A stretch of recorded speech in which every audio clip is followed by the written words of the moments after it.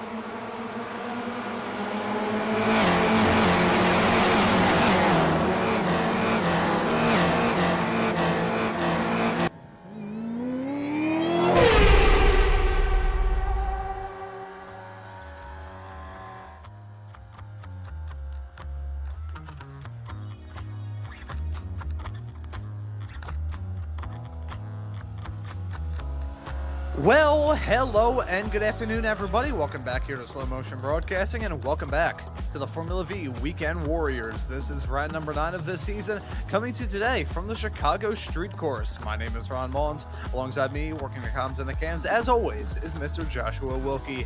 Well, Josh, we head off to this track for not the first time in the history of the Weekend Warriors, but for the first time here in these Formula Vs. It played host to the Spec Racer Ford race last season. It's got to play host to the Spec Racer Fords in about 24 hours time here on SMB. But this track is an odd one. It has since gone the way of the Dodo Bird. It wasn't around for very long, and its time in the NASCAR world was shrouded with rain. So this is, even still, a bit of an unknown quantity of a racetrack. Yeah, I'd say so for sure. We were talking a little bit in the run-up about it, and it's a bit of an unknown quantity for our drivers here today as well. Tomorrow in the SRFs, we'll see how kind of the turnout is there. But it's going to be a bit of an unknown quantity there for some of us, including myself. I've never actually raced around here other than some practice. And I can tell you from experience in my practice this week, this place is not an easy track to drive around. It's bumpy.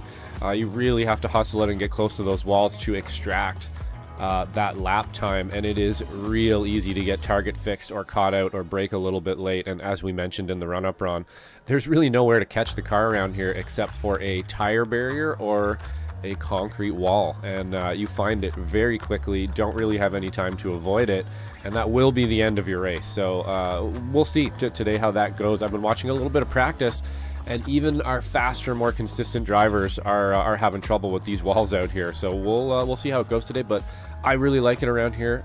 You know, if it can stay clean, this place is a lot of fun, Ron. And I gotta say, I'm with you. I enjoy driving around this racetrack. Briefly mentioned it before we went on the air. One of my favorite combinations as of recent here on iRacing is running this track in the Lotus 79s. It's a very fun combination. Strangely so, it kind of gives me the same feeling, kind of reminiscent of my shifter car days, where you'd have to turn the wheel one hand, shift with the other. You'd be balancing so much stuff, worrying about the bumps. It's a really fun, in-depth kind of experience. You know, a lot of street circuits we have so much experience on. You think of Long Beach as a good example, especially on iRacing. Once that became a part of actual content, when it got moved away from being a tech track, everybody's driven around there at least once. It's very rare to see a road racer who does not have Long Beach on their iRacing stable, but this track, very rare. Most of the people who own it are kind of on the NASCAR side of things, so I'll have to keep an eye on that throughout this race to see who exactly is going to come out victorious here in round number 9 of this season. It's been a darn good season up to this point, and we've been able to make these broadcasts possible through some absolutely wonderful partners. And today's sponsor of the Formula V Weekend Warriors here on SMB is Epicenter Design, specializing in custom and high-end performance parts. Located across the street from Grand Raceway in Belding, Michigan, Epicenter offers 3D scanning, custom fabrication, race prep services, and more. Check them out at epicentermotorsports.com for more information. We'd like to thank Epicenter Design for sponsoring today's broadcast here on Slow Motion Broadcasting. And now, Josh, we can kind of get in depth about this qualifying session and talk about the ones and the drivers that we're going to be keeping our eyes on. Right now, Brian Szynski with a stormer of a lap on his first go-around, holding on to the provisional pole, and it looks like he's going even faster on his second lap. Yeah, absolutely. He's a class of the field so far here with a 43.7. Just behind him, Ethan Orr with a 43.7 as well. So really close. And then Guido Marzucci with a 43.8, 43.9, Andy Middleton, and then back to 5th place, Darman Toomey with a 44.4. So pretty close through the front there. Excuse me. I would imagine it's even going to tighten up a little bit more here. Executing this lap is difficult. You really do have to get close to those walls. You really do have to skim. You have to go as late as you can on the brakes. You have to get as early as you can on the power. And it's difficult. It's not an easy place to drive around. It is not an easy place to stay out of the walls. And it's not an easy place just to execute that lap. So we'll see kind of who can get one in here. But, you know, like I was saying, watching the practice here, it's so easy to end up in the wall, especially in something like qualifying where we are looking for those tiny advantages everywhere. Yeah, we're going to be able to talk about a lot of the quirks and features surrounding this racetrack throughout the day, and trust me, there are a lot. This track, as I said, short history in the world of motorsports. It has now been replaced, at least for now, by the street race in Coronado at the Coronado base in San Diego. That'll play host to the NASCAR festivities a little bit later on this year. But let's get the show up and rolling by doing an onboard lap with Guido. And Josh, I'll pass it off to you for this lap guide. Yeah, absolutely. So T1 here, going to be a bit of a contentious corner. There is a little bit of room there to play with on the outside, kind of more than some of the other corners. But again, really got to get it wound up, get as close as you can to that inside as we're seeing into T2 there as well. Very similar corner into T2, a little bit less on the exit, but exit is extremely important on T2, obviously, with this probably longest rip here down into basically this very tight, very fast kind of hallway section here. Again, downshifting once into third. You can see Guido pointing that wheel at the apex early. There's a bit of a double apex there, and it kind of only appears once you're by the first one. So you almost drive right at that wall, and then there's a bit of a flat section and then another apex, and you want to get as close as you can to that second one to get the best exit out on that guy. So then again, we're going to be getting on the clappers pretty hard there into that left-hander. That one is probably the closest wall you're going to find on the track. You'll find that wall in practice quite a bit, and then a very similar one here, and a big opposite locks for Guido into this section of the course here, and we're going to have to pick up someone else on another lap through that section here. We'll see if we can't pick somebody up a little closer, but as you can see, the walls around here are extremely close. They are not easy to stay out of at all, and it's going to be kind of the person who can flirt with those walls and have the most confidence to keep their speed up that's going to be able to come out today. At that, and man, making a clean pass around here, it is going to be really easy to overstep your bounds into a wall trying to get a pass done around here. Maybe we'll pick up, I believe this is Dan Stasinski here, and he's going to be coming through our other big straightaway section here. So another big opportunity to pick up a bit of a draft here as we come down into, I believe, this is what, turn 7, I believe, Ron? So we're braking right around the one board here, I believe, in these. Going to be keeping it in third gear. We'll just follow him along here a little bit more. You can see how difficult it is there, Ron. Wow. Yeah, I said right before we got the broadcast up and rolling how tricky that turn was going to be just because of the bumps, and Stasinski having some huge sideways snaps Arrows around up here. a bunch through here as well. So again, we'll pick it up maybe right here again. You're flat out through this section here. This section here, when you get it right, is pretty mega. You're coming down here and getting on the brakes. Probably the hardest braking zone on the course. Really need to get it wound up again. And this is, the last section of the course here, leading into the penultimate corner again onto another big straightaway that you're going to want to make sure you get a good exit. So here, it's all about getting the car wound up, getting on the gas early, and using all of that exit without hitting the wall, Ron.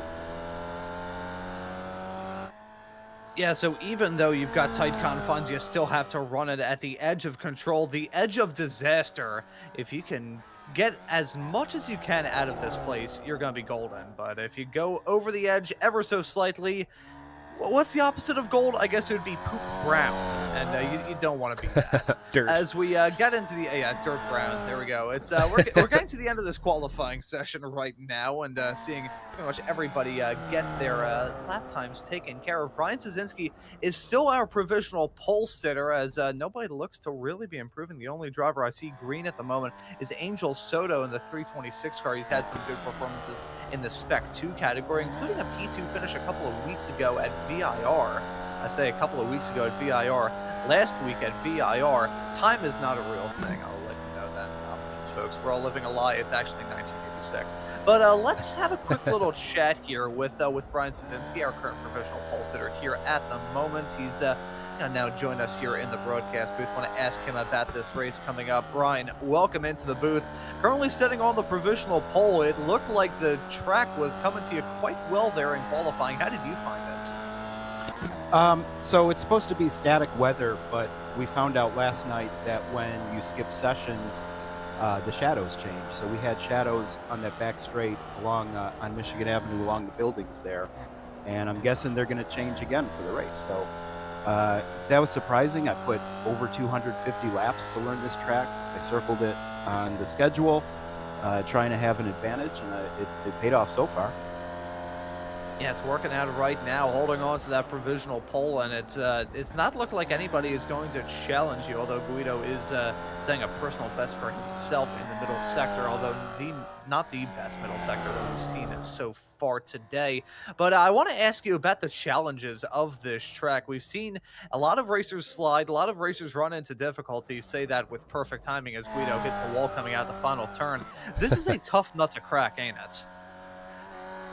Yes, it's extremely bumpy. I can't keep my glass in my cup holder at this track. There's too much rattling, but it really throws you off when you're trying to thread the needle around those walls. We had a race last night, and it did not go too well for me. That's when we learned about the shadows. So, yeah, if anybody goes off into a wall in a corner ahead of you, look out. Yeah, I'm hoping that we don't have any sort of major pileups here. I'm hoping that the racing gods got that out of their system with the NASCAR races here, because I think they had a pileup every single year, including the last one. I think that was like 15 cars strong or something crazy like that. But Brian, we'll let you get back out there to do whatever you need to do, grab a beverage, use a bathroom, whatever, before the end of qualifying. I'd like to shout out Robert in Epicenter Designs. He's making car parts that don't exist anymore, for vintage race cars, current race cars. He can 3D scan any part on the car or the whole car. And then when you get in an accident and those parts don't exist, he can fabricate you one with his Very cool. skills in the CNC machine. So everybody check Epicenter Designs out if you have a race car. He's great. Thank you. Yeah, that actually hits on a personal note to me as well. The last shifter cart engine I had, it was a 1999 Honda CR125, and trying to find parts for that was pretty much like trying to find a living T-Rex. But Brian, thank you for joining us in the booth, and we wish you well in this race coming up. Cheers. And that right there was Brian Szynski giving a shout out to our sponsor today, Epicenter Design. You can visit them at epicentermotorsports.com. Yeah, I will say, and this can be documented because I sold the cart over a year ago at this point. One of the main reasons I decided to get out of it when I did and sell it was the gearbox was not running too well. I would hit a bump and it would just pop in and out of one gear or another. Mm-hmm. So very good thing that I bounced out of that when I did. But Josh, we're getting to the end of qualifying. Maybe a good time to take a look at the championship points. So I'll let you go through some of our classes here. Yeah, let's have a look. We'll start with S1 here, and it looks like, of course, Tortello is going to be leading in S1 with a 733 points. Darmid Toomey in second, Guido Marzucci in third, Michelle Lynn in fourth, Andy Middleton in fifth, Chris Montgomery in sixth, Brian Szynski in seventh, Nate Colasio 8th, 9th, Felix Samoas, and Rodrigo Tostes is going to be in 10th place in S1. We'll move over to S2 quickly here as well, where Jason Grider is actually going to be leading with 512 points. Stephen Westcott in second place, Brian Hansen in third, Daniel Szynski in fourth place. In fifth, Gary Kittle. Sixth, Angel Soto. Seventh, Martin Visser. Eighth, is that Michael Laturo, yes, and Gary Thompson in ninth. Russell Telker will round out 10th place in S2. And then over to Masters, I believe we are a little closer here. In Masters, Jim Bruscher, 554 points in first place. Andrew Love, Nick Tullo, Wayne Buttermore, Alan DeGassis, Kurt Nunez, Stevie Ray, Stephen Tucker, Jorg Money, and Brad Cathcart is going to round out your top 10 in Masters. So still some stuff to play for here in our points for sure, even this late in the season, Rod. Yeah, we are most certainly getting into crunch time, into the final third of this season, and it has been a pretty wild season up to this point. Lots of different winners, some good storylines to keep our tabs on all throughout, and as we get into crunch time, we are going to crack our knuckles and get into the action here at Chicago by taking a look at our starting grid. Brian Szynski is going to start this race from the pole position. Ethan Orr set to join him on the front row. First time we've seen Ethan Orr out there on the racetrack here in the Formula V's in quite some time. Nice to see him return. Guido Marzucchi will start this race in P3 with Tortello alongside in fourth. Darmid Toomey is slotted in fifth with Andy Middleton in sixth. Chris Montgomery will start in P7. Next to him will be Michelle Lynn. Right behind her in P9 will be Masters pole sitter Jim Brewster, alongside your Spec 2 pole sitter of Dan Szynski. Martin Visser and Jason Grider will start this race in 11th and 12th, with Stephen Westcott, Nick Tello, Wayne Buttermore, and Angel Soto completing your 16-car starting grid here in this race. Not the biggest that we've ever seen. This track, however, is a bit unpopular. I think it's a bit of a shame, though, that that's a bit unpopular, because I think this is it's got some character to it, which a street circuit nowadays with character, talk about trying to find a living T-Rex, that's a tough ask. Yeah, I agree, Ron. This is where you earn your bucks, man. This is where the championships are won and lost. This is where you learn things you wouldn't usually know. And to me, it's one you just can't miss. You have to do these one-off events like this. You just have to do them. But some people don't have it. It is a pay track, I believe, so there are some other factors in there. But yeah, we have a decent field out here. I'm looking forward to it. Do wish there was the whole field was here and we could kind of get everybody into it, because I'm a staunch believer that you have to do the tracks, that you don't necessarily jive with quite as much, and these one-offs are kind of the spice of everything, especially when they're this difficult. But we're about to get started up here on. Yeah, about to get it rocking and rolling here in the Windy City. The green flag flies and the drivers are on their way. We're racing here at Chicago. Brian Szynski getting off to a flyer of a start. He's going to lead him comfortably downtown into turn number 1. He says as they're driving a little bit farther south from the center city. There you can see some side-by-side racing. Dan Szynski and Jim Brewster nearly duking it out to their own little side-by-side scrap. This is a trouble spot. Turn number 2, that wall creeps up oh so closely, and Ethan Orr has now learned that the hard way, scraping the fence, but still holding on to second.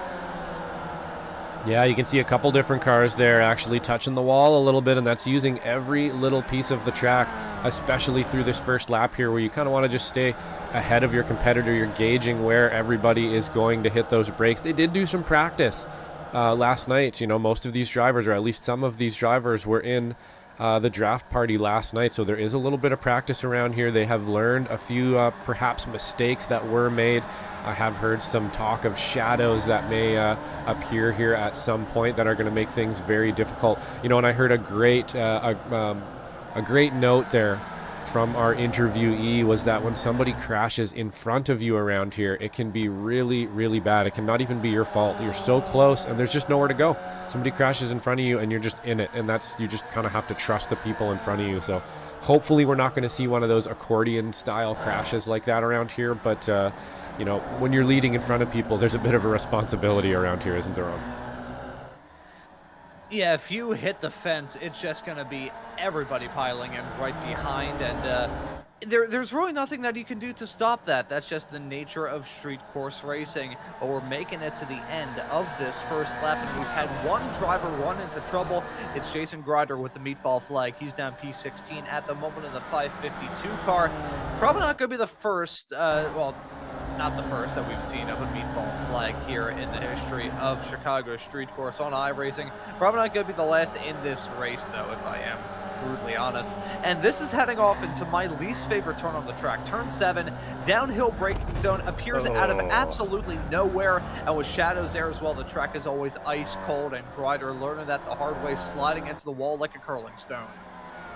Yep, so easy to do in that corner. You're right, Ron. That probably is the most abrupt wall on the whole track, other than maybe the corner just before that is pretty similar to it. But yeah, they're pretty easy to get the braking wrong into that one, and that's what we saw there. It's real easy to lock it up here. Once you lock it up, like you said, there's really nowhere to go, as we see the 22 is going to take a move up the inside. Guido also having a look up the inside, so Ethan Orr going to be taking the lead of this race. Guido going to lose out on a position here as well to Tortello, making that sort of ill-advised stab there, as I believe that was Brian Szynski smacking the wall there with all fours.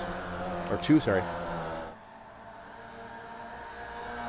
Yes, smacking the wall in these open wheelers, not going to ring in too well. It's only a matter of time before you hit that wall a few too many times, and not only are you going to leave your imprint on that wall, but the wall will leave an imprint on you, and the car is going to be driving around like a chicken with one of its feet cut off. We got Ethan Orr still holding on to the top spot overall, and in Spec 1, Jim Brewster holding on to the top spot in Masters, with Dan Szynski leading in Spec 2 at the current moment, as he smacks the wall himself, heading out of turn number 12, the final turn around this racetrack, and he's got to get chewed up and spat out by Martin Visser right in tow. That's a swap of spots in Spec 2. That's going to be Visser holding on to that top spot there. I wonder if Szynski may feel under pressure from Angel Soto here soon because of any sort of damage on that race car.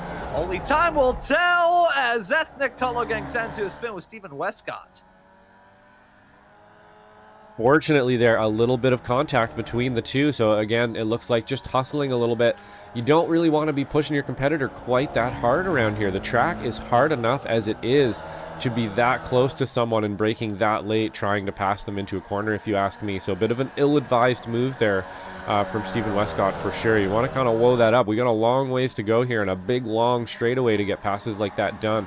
Really no need to fight apex like that. All you're going to do is either A, you know, maybe end up that way, or it's just slow. It's just a slow way to go through corners, and you're going to lose the pack. But unfortunately, both of them going to end up sideways on that one, and it doesn't look like any worse for wear, though. They're going to be able to continue on, so not too bad on that front. But back up front here with Ethan Orr leading now from Brian Szynski, from Tortello, from Guido Marzucci, Darmid Toomey just in tow, and Andy Middleton not too far off of that pack as well. So still kind of all to play for here, Ron. Honestly, you really can't call this one till the very last lap on the very last corner, because these walls, these Arby's meat walls, are there to meet you right up till the last second. I'm getting bad flashbacks to the spec racing. The meat got a little too heavy at the last one for sure. We won't go quite as heavy into the meat walls as SRF, but I mean, you got to bring it up, right? That's the most anybody in my family has talked about meat since my grandfather passed away back in 1998. He was a butcher, just to be super clear. He wasn't just somebody who talked about Arby's all the time.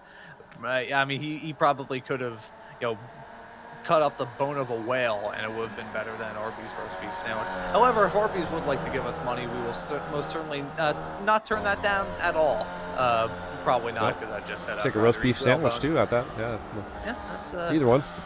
It is food. It is food out there. I don't think I've eaten there for about 25 years, so I'm not sure I would. But yeah, I haven't even seen an Arby's in a very long time. But man, oh man, they got they definitely have the sponsorship around here. That's for sure.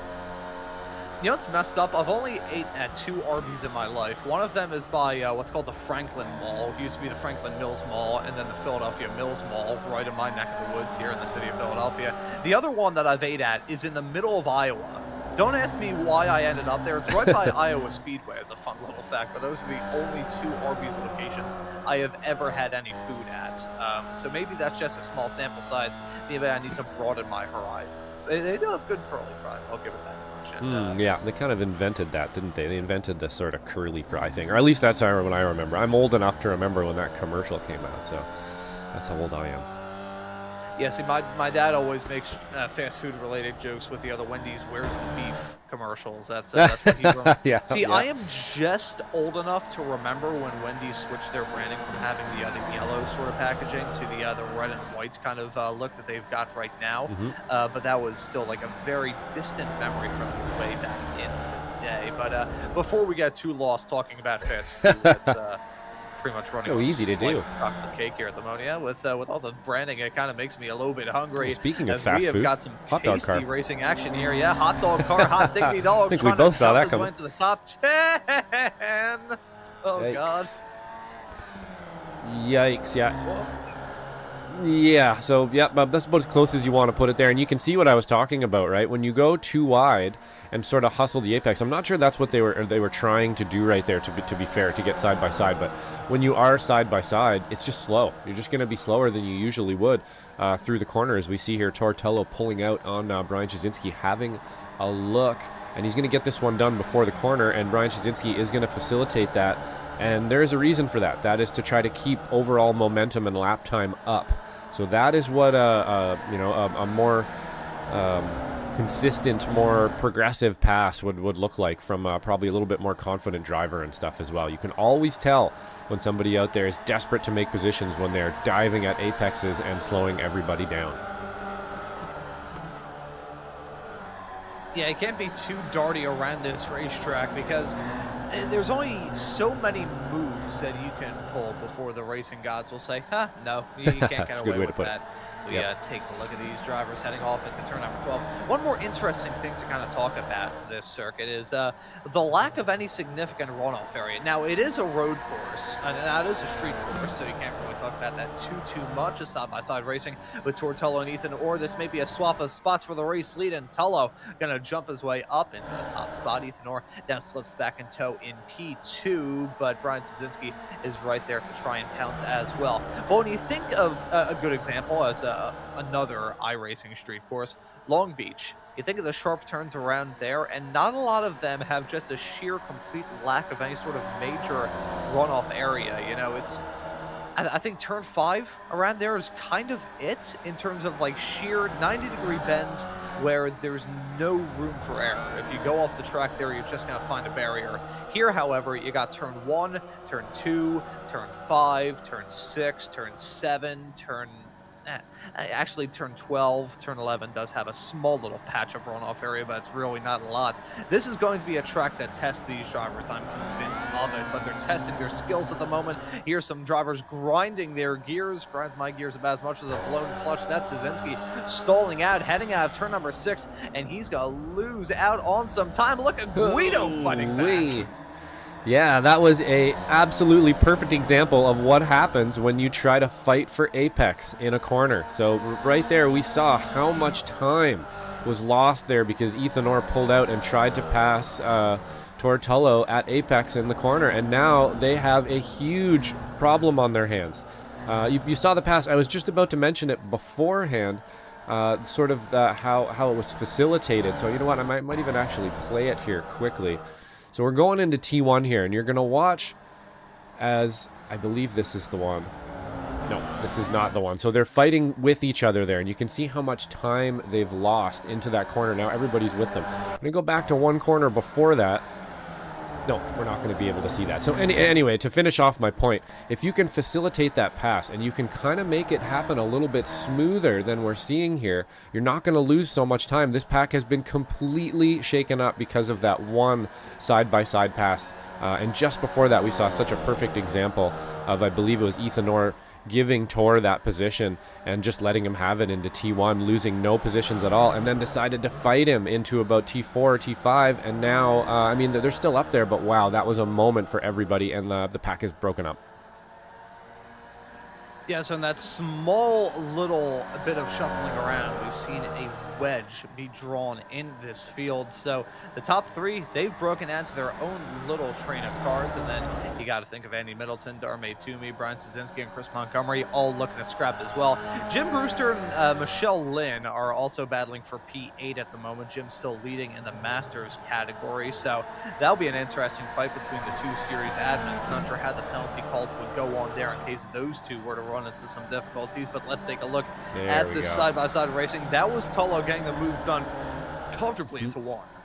Yeah, comfortably into 1, and you can see the 22 let him have it. He saw that pass coming and decided, okay, I'm going to back out of it and let him have it, and everybody stays around the same pace, and they don't lose a lot of time. 2 corners later, that's not the way it went. We went too wide through the corner, and then all of a sudden we have 6 cars in a pack almost instantly.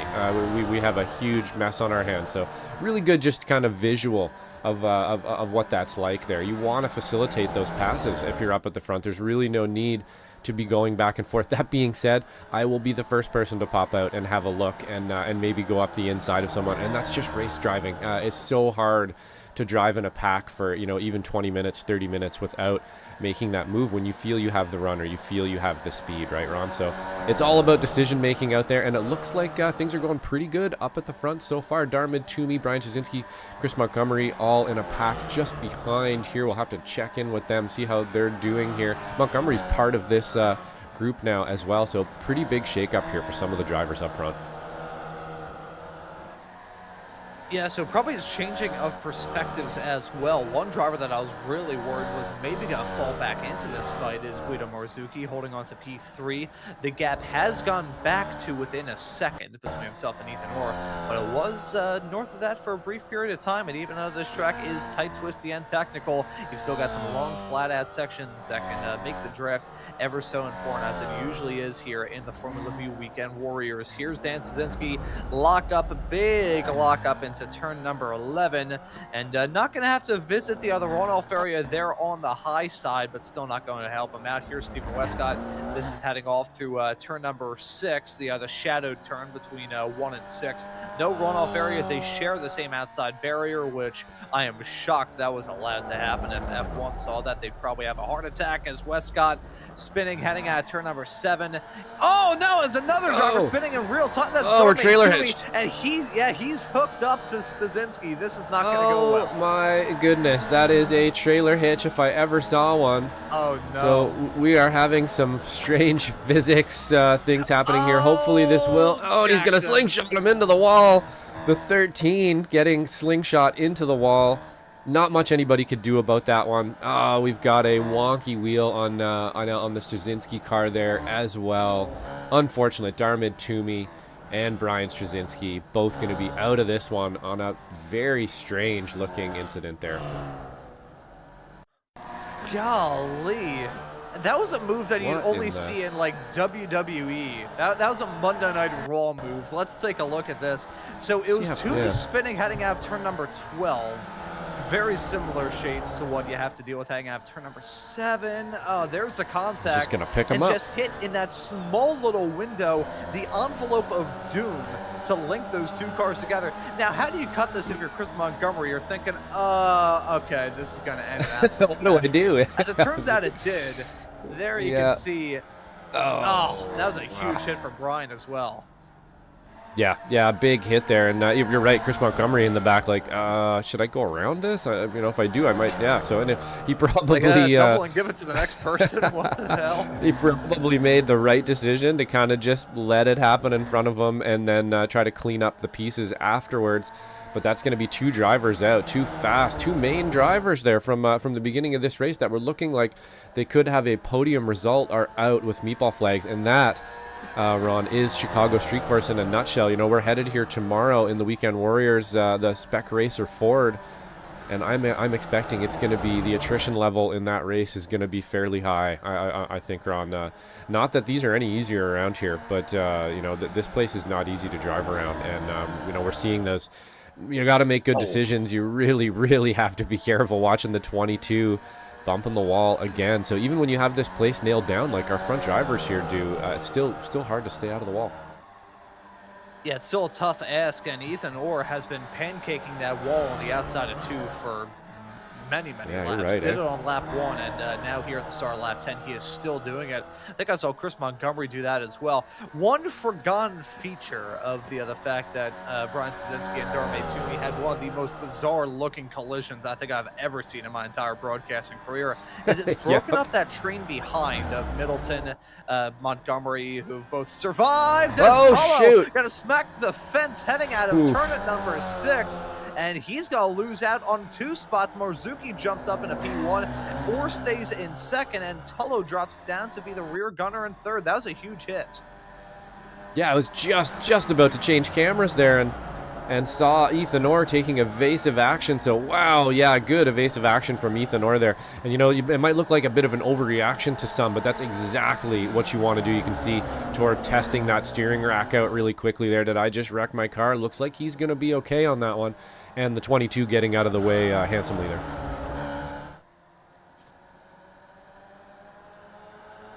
Yeah, it has been a wild race, and we're just past the halfway mark. As you said, about 1 lap ago, Josh, I think that really rings true. Even the drivers that are running quick and running up at the top, they're still finding the barriers. They're still finding the boundaries and running into trouble here at this racetrack. It's such an odd, peculiar facility in the world of iRacing.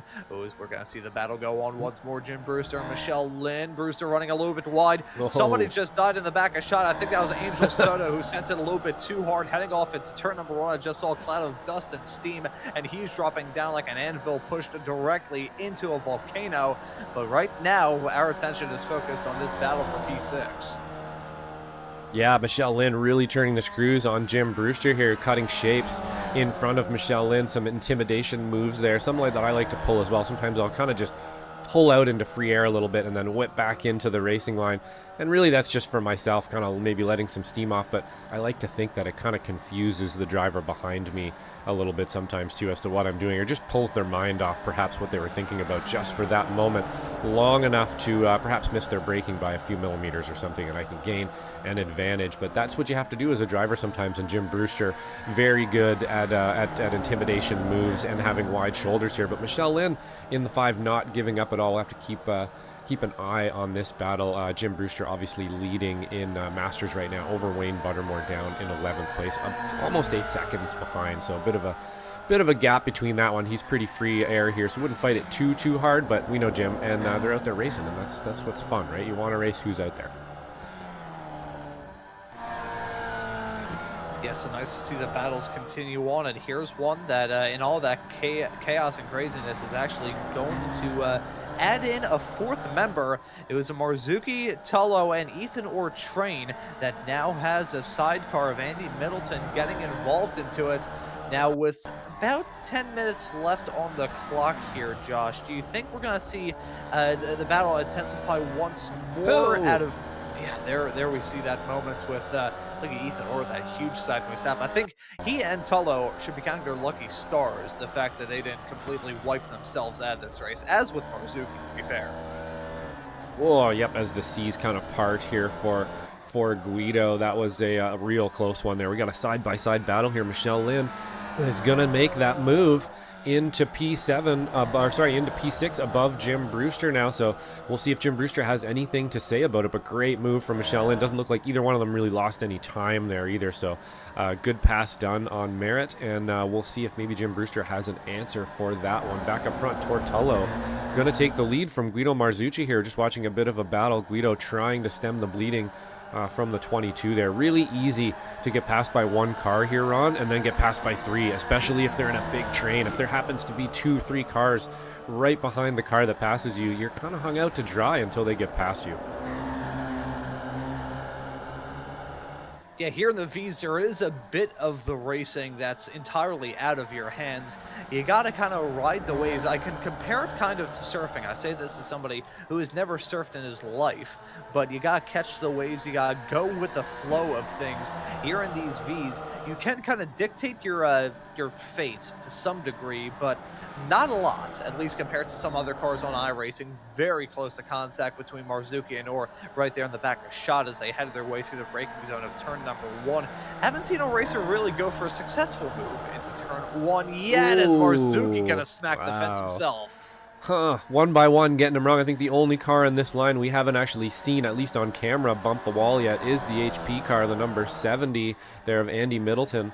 Although I'm sure he's touched the wall too, but that's our top 3 now, brushing that wall. And to be honest, Ron, it's one of those wall of champions sort of things, I think, where if you're not brushing the wall, taking a little bit of paint off every once in a while, you are probably not trying hard enough, and you're not going to be able to be up in this lead pack. Now, that being said, flirting with the wall and smacking the wall are two very different things, and if you get that wrong even by a couple inches, you're going to lose one of the control arms on these vehicles here. They're not all that tough, obviously the open wheel vehicle there, but pretty contentious stuff here up at the front. So we got a pretty good pack here for our finish. Still, I know it's only about 8 minutes or so away now, but man, that's gonna feel like a really long time to these drivers trying to wrap this race up if you're up at the front here holding on to it. Not easy, not an easy one at all for 30 minutes here at all. This is a tough race as we see Guido narrowly avoiding Tor's bumper there, or lack of, I should say. Yeah, the gearbox cover here in these Formula V's. There's been quite a lot of contact thus far here in this race. I don't think there's going to be a single race car that is fully faultless. I mean, take your top 3 as a good example. I think the only one who hasn't been involved in some sort of craziness is Andy Middleton. He's just had the chaos kind of breaking out and going on around him, which it's a good thing, because of all the drivers in the Formula V weekend warriors, at least, there's definitely some racers that are probably got to give him a run for his money in terms of sheer misfortune and bad luck in the weekend warriors world. Andy Middleton has had some really bad timing and bad luck thus far this season. Put in some good performances. He sat on the pole, I believe, in round number 2 at Donington Park, which was a race that he sponsored, but the sponsor jinx coming back to bite him on the hind end in that event. I'm hoping, just for his sake, that he can finally piece it together, because he is due for a win, I feel. Yeah, absolutely. He does always seem to be right there, doesn't he? And he's fallen, to some of these pitfalls, either cars crashing in front of him or maybe a mistake or two of his own, but always right there. And maybe this is the time. They are definitely cutting shapes up front here. We have seen some wall bumping. Again, we saw a fairly well facilitated pass there from Guido and Tor. So again, kind of a clinic on how that's done. When that pass is, past a certain threshold, it's smart to just let it go and let the person get by you so that you don't end up losing 3 positions or end up side by side through one of these corners. I really hope in tomorrow's SRF race people are playing ball like that, but of course I know that won't be the case. You're going to have a lot of side by side racing You do have to have a bit of a long mind for these 30-40 minute races. You got to think about it. You don't need to be side by side like that right up until maybe the end here, and they're doing a great job of it here up front, these first 4 cars here, along with actually most of the rest of the pack here, that I think understands that. You get it pretty quick around these tight courses, don't you, Ron? That getting side by side and fighting too hard just kind of makes your day a lot harder and a lot more likely that you're going to end up with a no result. Yeah, as much as I said that there's a certain amount of these Formula V races where it's not really in the driver's hands, there is something that's very much so in these drivers' hands here in this race. That's keeping it out of the barrier, not running into some troubles.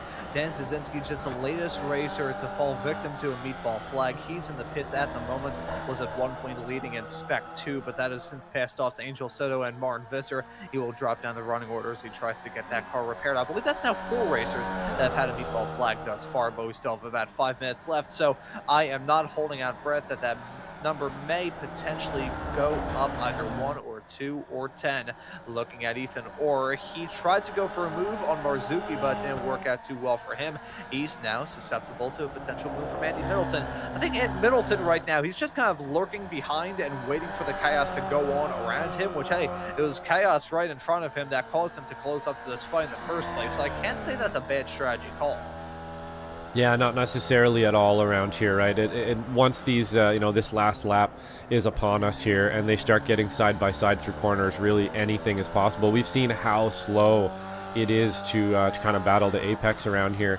He could be in first in one corner, not even because there's an accident, but just because they went side by side in the wrong place, or had a little moment or scrubbed the wall or something like that. So very, very easy to pick up a position around here. For sure. But we're seeing a masterclass here on how to kind of give up the lead in the front between Guido and Tor at the moment. You have Ethan Orr there just kind of hovering in the back, having a look, and Andy Middleton as well. And that's kind of what I would be doing if I was in 3rd and 4th right now too, just waiting to pick off a position that may come to me, and waiting for that last lap to see if I have an opportunity perhaps to do something. Jim Brewster and Michelle Lynn still in a battle together here, hasn't let up any time on Michelle Lynn at all. So this one as well, down to the last lap. I would imagine Jim is kind of buying his time right now, looking for a place maybe he can get by. So we'll have to keep an eye on that one as well. But maybe we'll go back, we'll have a quick look at what happened to Soto here, and then maybe we can have a look at what happened to Dan Szynski. And then it looks like we have Darmid Toomey also jumping back to the pits, I believe, for the 2nd time as well.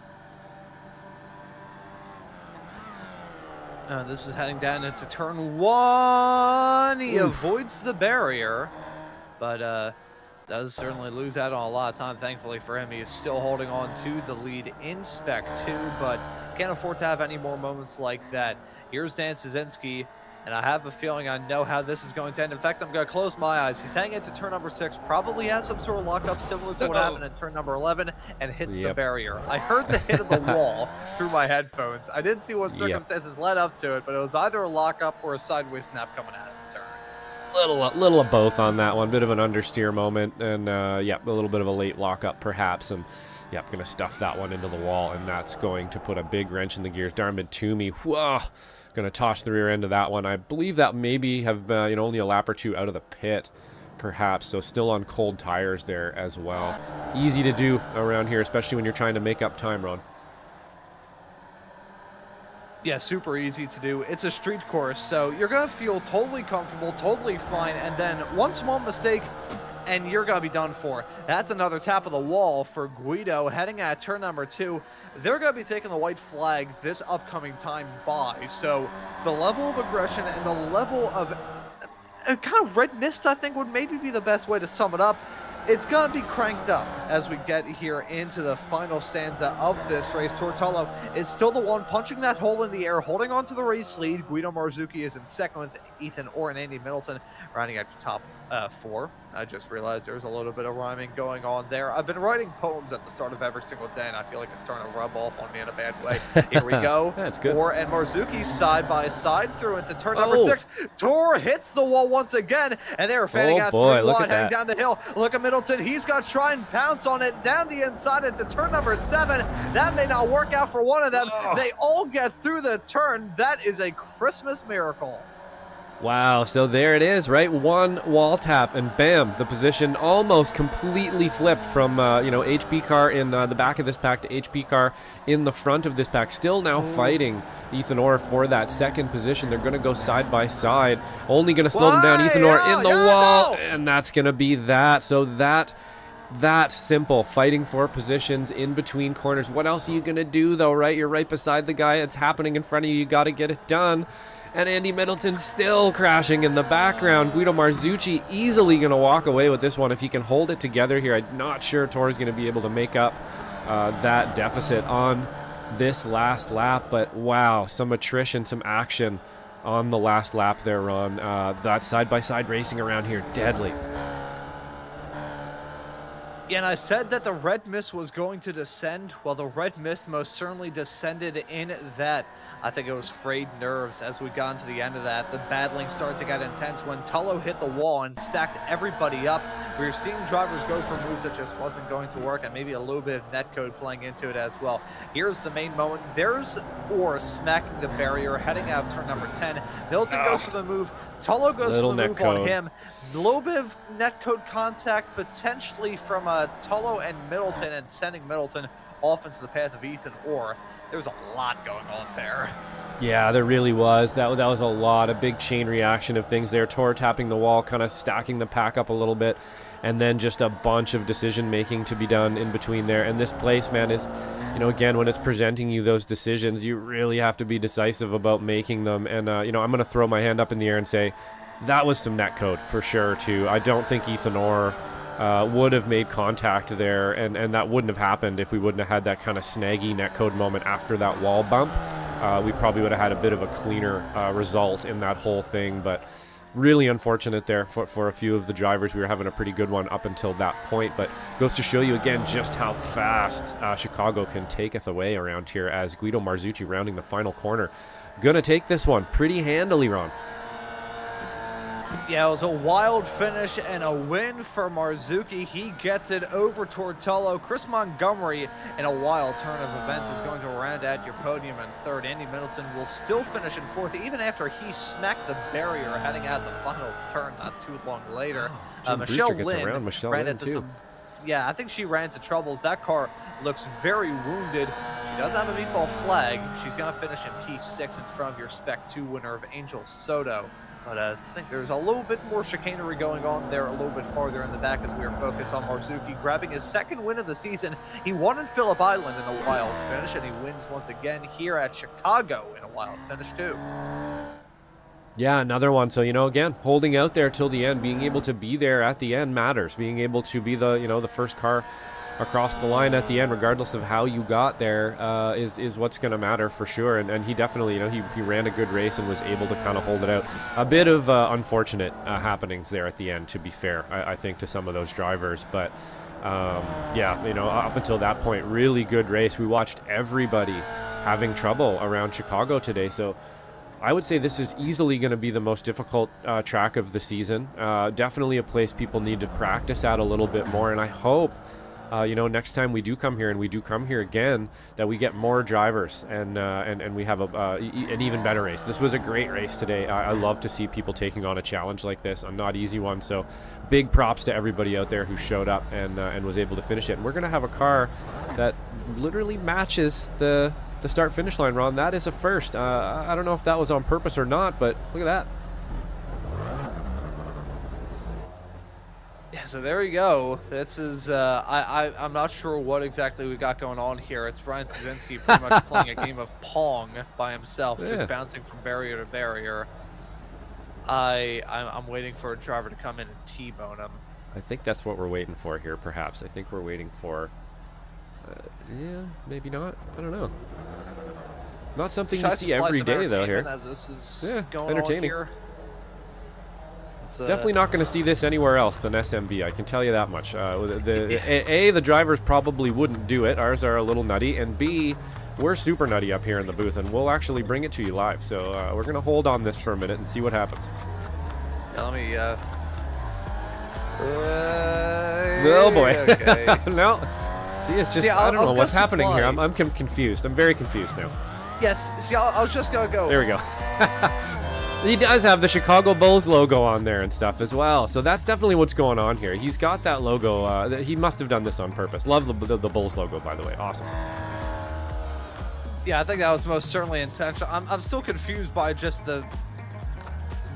tacking back and forth. I think that may potentially be the flag of the city of Chicago. I think it is, yeah. He's showing us, hey, check this out. He wanted us to see him, I think, hey, in his paint job there. So, mission accomplished. Oh, Guido, just salacious incident. Super high G impact. Oh my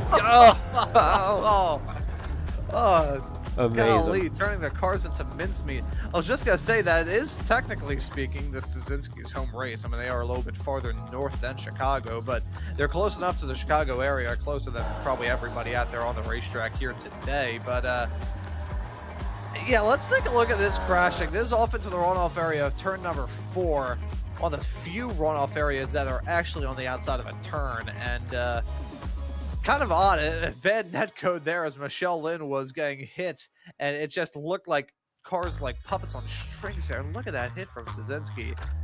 Oh my goodness gracious. And yeah, this will love never seeing the grow slow-mos.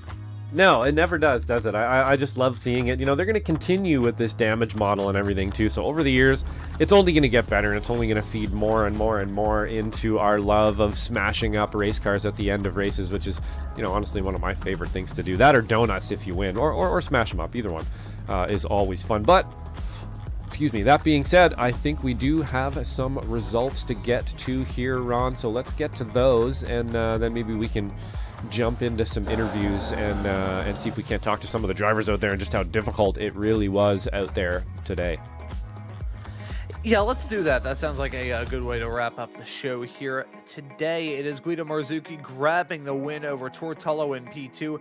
Chris Montgomery rounds out your podium in 3rd. Andy Middleton will finish right behind in 4th, with Jim Brewster winning in the Masters category, P5 at the end of the race for him. Michelle Lynn will finish right behind in 6th. Angel Soto will finish in P7, winning in Spec 2. Martin Visser will finish directly behind in 8th. Ethan Orr, who had a good shot to win, drama breaking out late, he will round out your top 9, with Nick Tullo rounding out your top 10.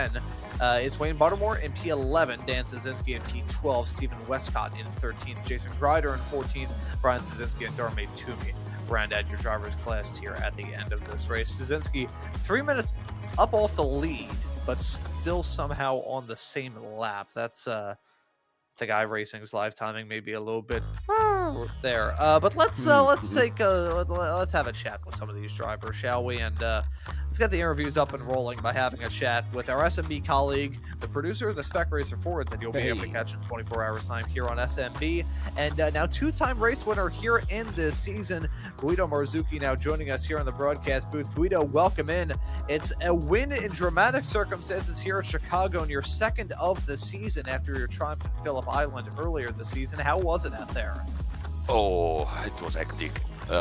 This track is really unforgiving, and it was hectic. It was not only skill. I got lucky when I passed through Ethan and Thor, when Thor touched the wall and Ethan bumped into him, and I was pointed right in the middle of them. And that's not skill, that's pure luck. When I took the lead the first time, I don't know if you remember from the broadcast, but there it was pure luck. So you need luck on this track, with these cars. The track is really, really bumpy. You have no space to go. If you make a mistake, you're into the wall.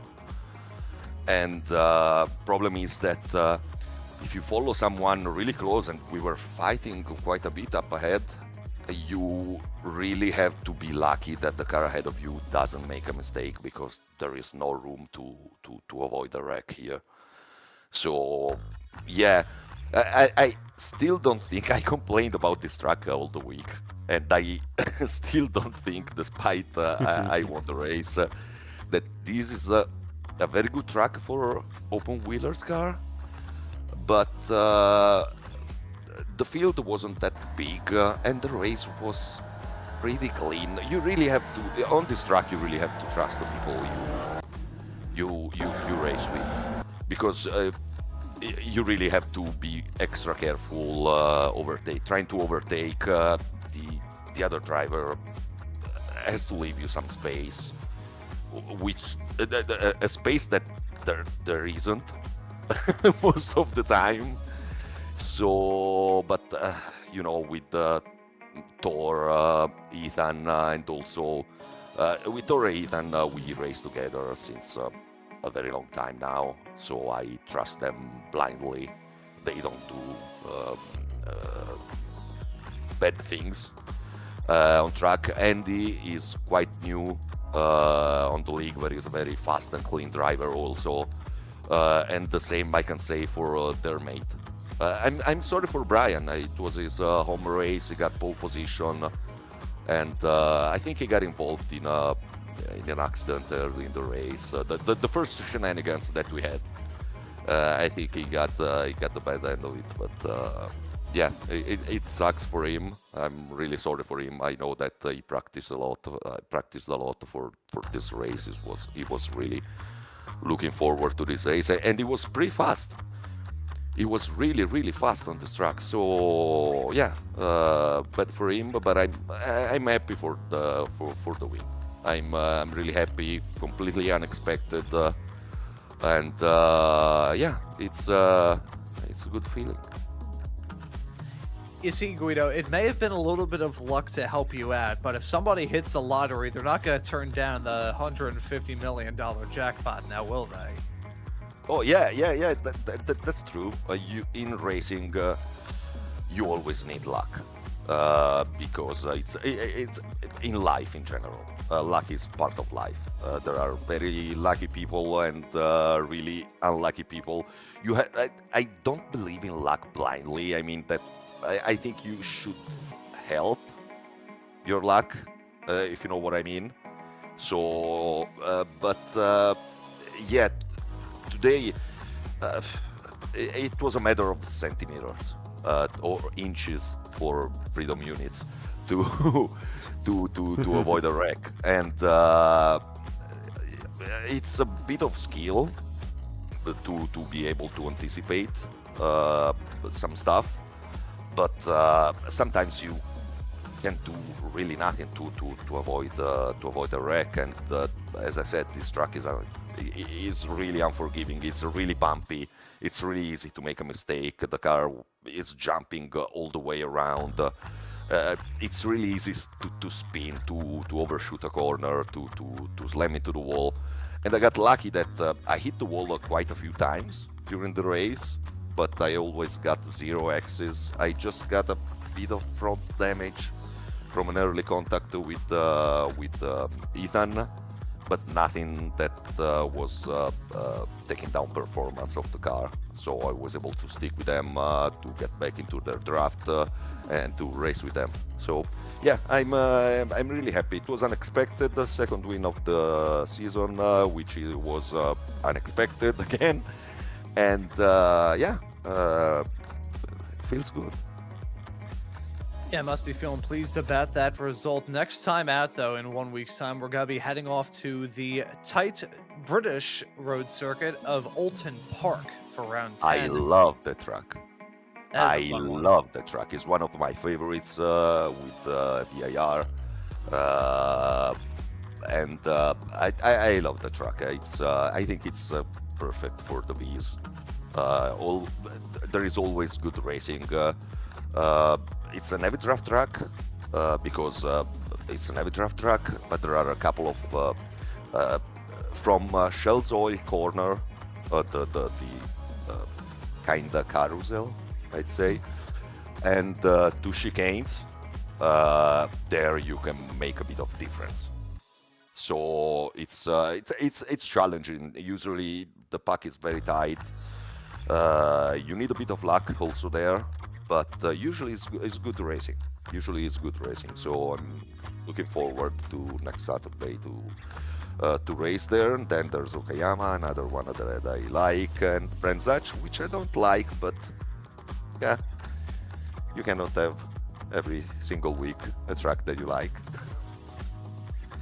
Yeah, you got a give and take, which weeks you want to see as a good track for you, and which ones maybe a little bit tough to try and manage. But Guido, thank you for joining us in the booth, and we'll let you give any thank yous or shout outs before we let you go and celebrate the win. Yes, first of all to Michelle. She gave me a setup for this track, and it was a bit better than mine, so I won the race. So a big shout out to her.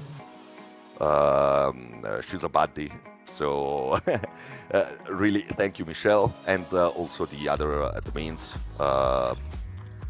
Stevie and Jim, for putting it all together, all the drivers, all the viewers on YouTube, and as usual, Team Ginetto, Forza Team Ginetto. There you go. Well, hey, Guido, thank you for joining us in the booth. Well done on the win, and I will see you tomorrow for the SRF Weekend Warriors here at this track. Yeah, of course. See you tomorrow. Bye, guys. Sounds good. And that right there was Guido Marzuki, our SMB colleague and race winner here today. Josh, pass the mic off to you to have a chat with somebody. Who do you want to speak to? Yeah, I think I'll bring let's bring Wayne Buttermore in here. I believe he got 3rd place today in the Masters category on this extremely difficult racetrack here. Let me pull him in the booth. Wayne, very difficult track out there today. Not an easy challenge at all, but you're able to pull out a 3rd place in class. Maybe tell us about how difficult it is out there, and just we're talking to Guido, and he's just saying you need a bit of luck around here. I've always thought that luck is kind of when preparedness meets opportunity. What do you think? Well, yeah, I have to definitely agree with that. During the draft party last night, I really struggled. I didn't have my VR working, so I was working with a monitor, and so it was really difficult to pick up good break points and turn-in points and things like that, and then transfer it into something that was workable today. But I managed to accumulate a number of 0-point contacts with the wall because of that, which tends to scrub off a little bit of speed. I was referring to it with the other drivers as my dynamic alignment tool. So I probably went from plus toe to negative toe in and back to plus toe in on a couple of different occasions, front and rear.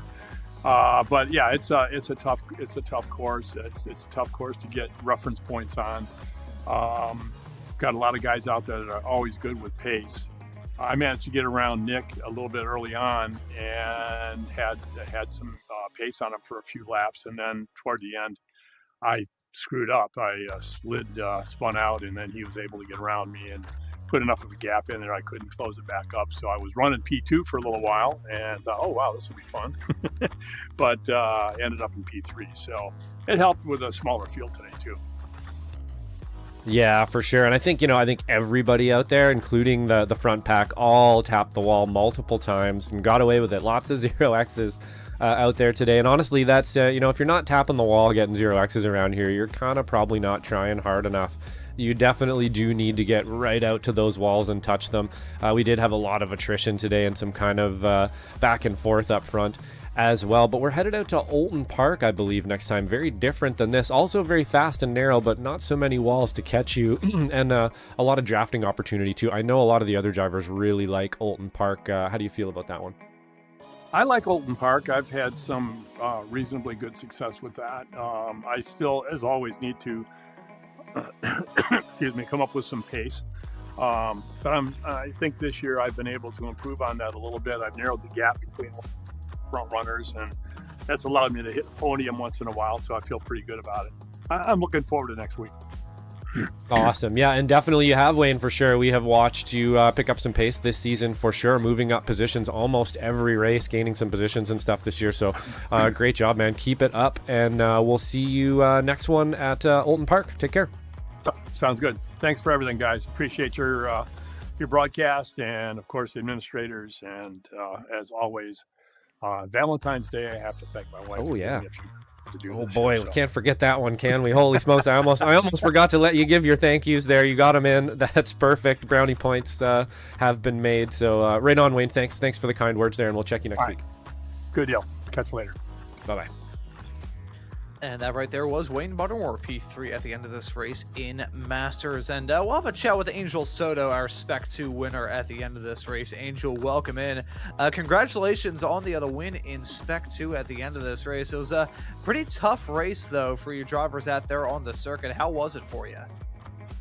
Well, I'm gonna be honest, I came in with zero expectations.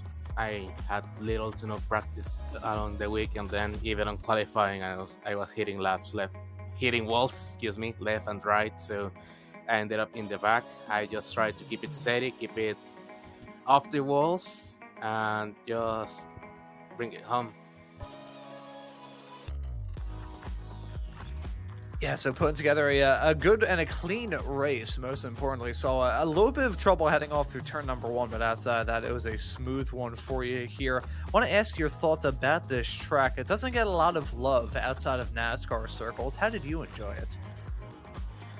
Today was my first actual race in this track, and I did like it. Maybe I'm too biased because some of my favorite tracks are straight circuits, but there were some fun corners. There was a nice flow to the track. As you said, I had some troubles with some walls, especially into turn 1, because I was pushing really, really hard, but I found that the track leaned itself to try to use the walls to go as fast as you could. Of course, there was a point where I came with a big issue of skill, so I ended up dropping back, but it was enjoyable overall for me today. You had a good run into the win in Spec 2, but I want to ask you about the next round of the championship, Alton Park, in 1 week's time. What are your thoughts heading there? I'd say it's not my favorite track, especially with the chicanes. I have never been able to get a clean lap there in a long time. Of course, the competition is going to be tougher next week. Gonna try to get some practice in before the race, try to keep it safe but also keep it smooth. Just gonna see how it's gonna work out next week. Maybe try and keep up the winning streak.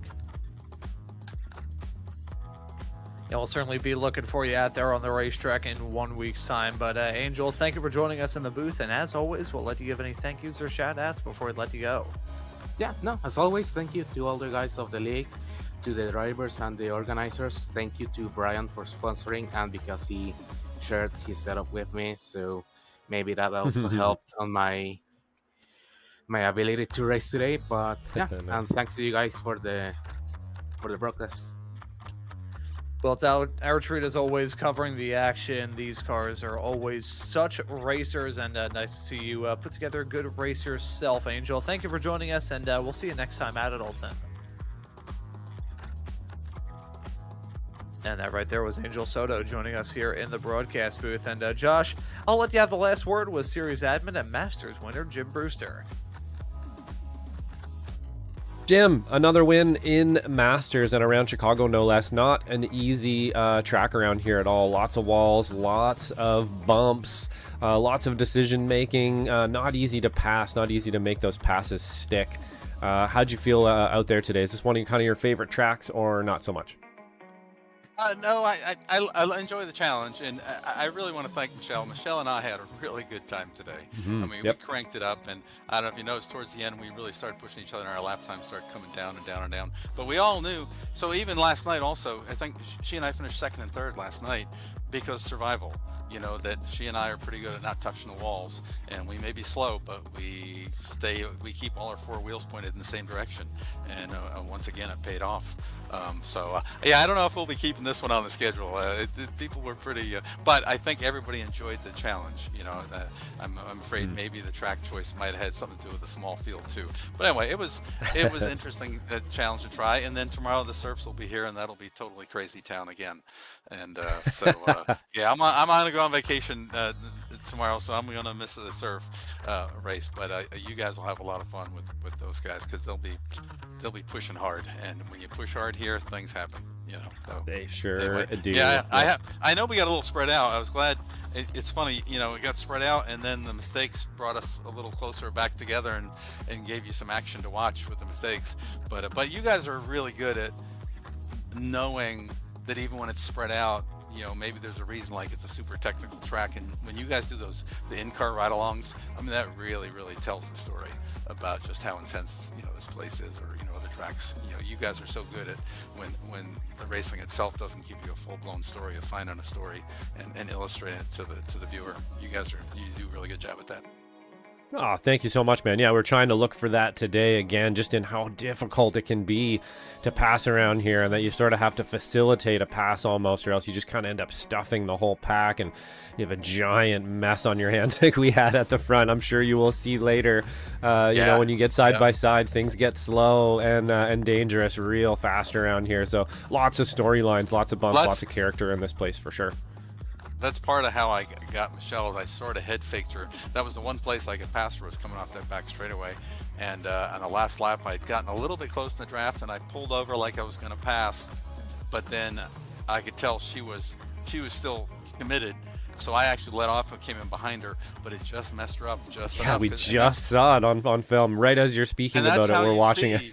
Yeah. But I'll rewind that a bit for you. That's when you realize how close we run these things to the limit. Absolutely, that when all of a sudden you make a 2% mistake, it blows up.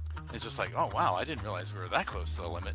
One of the things that happens in this car, because it's so tail happy, you'll be going along and you think you're fine, and somebody in front of you does something, and you let off at an unexpected place, and it goes kaflooey, and just like, wow, we really are running these things right on the edge. Yeah. But a lot of fun with her. Mm-hmm. I was bummed out she crashed. I immediately said to her, hey, great race, because we really had a lot of fun. Yeah, we did actually catch a bit of your guys' back and forth battle there. I don't think we caught that exact moment, but we just caught it now there, and you can see it, little head fake on the inside. Got her looking in the mirror, and then it's so easy to miss your braking by a credit card's distance around here, and you end up in the wall. And like you said, that's the margins you're playing with. You don't realize it till you're stuffed in the wall, do you, Jim? But some pretty good racing out there today for sure. Oulton Park next on the bill here. You looking forward to that one? Oh yeah, we always have fun. We run there a lot, and I think it always goes well there. So yeah, I think the next three races. Well, it's funny. We just Wednesday night we just did the V's at Brands Hatch, so a bunch of us are very well practiced already for Brands Hatch in 3 weeks. So yeah, so the rest of the season should be good close stuff. I think we've run these tracks a lot, and they're some of our best tracks, and that's why I put them at the end, because you want to finish with really good stuff. Yeah, absolutely, Jim. Right on. Well, thank you very much for today. Good racing out there. And we'll check you next week at Oulton Park. You bet. See you then. And that right there was Jim Brewster, series admin and Masters winner, joining us here in the broadcast booth. And Josh, that'll just about concluded here at Chicago. A pretty tough nut to crack for drivers up and down the field, no matter what kind of race they had. Yeah, absolutely. And as Jim said, tomorrow in the Spec Racer Fords around here is going to be mayhem. We get 40 drivers or so in those races often. The speeds will be up a little bit. The cars are a little bit bigger and maybe harder to slow down and stuff. So it's going to be a pretty interesting one. But also today, very interesting in the V's. Really good racing up front. Pretty much all through the pack actually today. To be able to keep it together around here isn't easy. And we saw a really good show of that today. Looking forward to Oulton Park. But that is not all we have here on SMB. Of course, we do have some upcoming shows next week. Today in the V's, obviously, we had the Chicago Street Course. Tomorrow, again, Chicago Street Course in the Spec Racer Fords. Also tomorrow night, we have XSLR at Road America. And then Liberty Bell after that at Tsukuba. So a full packed day tomorrow for Sunday. After that, on Tuesday, we have American Muscle Series at Homestead A layout. SRG F4s at Hockenheim on Tuesday as well, right after that. And then Wednesday, SRG Mexico City. I believe that's going to be the first time a lot of the F3 drivers have been through Mexico City, or at least raced around there. And then, of course, we're back at Oulton Park on the Formula V's next week, Ron. Yeah, next Sunday we have really got you packed. It's actually 4 shows, I believe, going off. Of course, tomorrow we've got a lot of stuff going on, but next Sunday we've got the return of the Formula Ford Weekend Warriors. That's going to be at Novara for the third to last round of the season. The Spec Racer Fords are going to be returning as usual as well. XSLR will be racing along with the Liberty Bell special event. So all the days to be tuned in here to Slow Motion Broadcasting. Next Sunday got to be it, but there's never a lull in the action here on Slow Motion Broadcasting. Gives you a good reason to subscribe and hit that notification bell. And hey, while you're at the stream, take a look at some of the YouTube shorts that we have here on the channel. Just posted a new one here today, but I want to thank all of you for tuning into this broadcast here on Slow Motion Broadcasting, and hope to see you all for the next round of the championship at Alton Park in just 1 week's time. Another thank you as well go to Epicenter Design, the sponsor of today's broadcast. Head to epicentermotorsports.com for more information on 3D scanned and custom fabricated race car parts. But for myself, Ron Maunz, and Joshua Wilkie working the comms and the cams with me on today's show, I say thank you also very much for tuning into the action here on Slow Motion Broadcasting. Have a happy Valentine's Day, and we hope to see you all wherever it is in the not too distant future.